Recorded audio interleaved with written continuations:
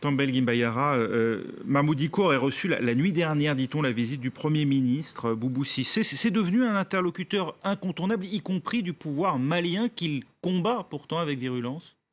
Moi, je pense que Mahmoud Dicko est un acteur de la scène politique malienne. C'est un ancien président du Haut Conseil islamique. C'est un ancien professeur d'arabe. C'est un imam qui dirige la prière selon lui-même depuis 40 ans, même si moi je ne suis pas de son obédience et je ne me reconnais pas. Ça, c'est un autre débat. La réalité est que c'est un homme qui n'est pas loin de la sphère politique, qui a tout le temps... Il a rencontré le Premier ministre hier, mais il a rencontré plusieurs occasions le président de la République. Ils se sont parlé en présence de témoins, ils ont échangé, ils ont convenu, ils s'appellent, ils se parlent. Et c'est surtout... C'est une autorité morale qu'on doit consulter même C'est une autorité morale dont revendique le mouvement M5. Il est le parrain de ce mouvement. Il a été à la manifestation du 5 juin, du 19 juin, mais il était abonné aux absents à la manifestation comme par hasard, du 10 juillet.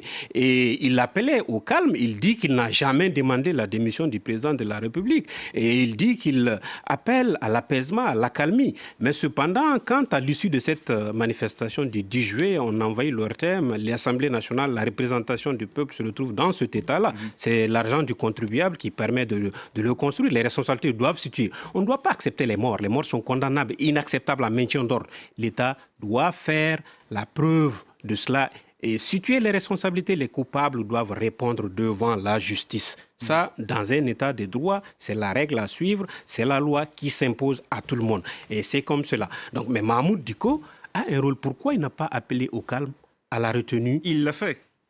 Pourquoi il n'a pas insisté? Je parle du jour J, du 10, parce que d'habitude, il allait à la fin de ces rencontres-là. Il allait chaque fois à la fin du meeting pour calmer, pour retenir ses troupes, pour les appeler. Hier soir, il a appelé ses troupes au calme et à la retenue en précisant que la lutte, malgré tout, continue. Voilà.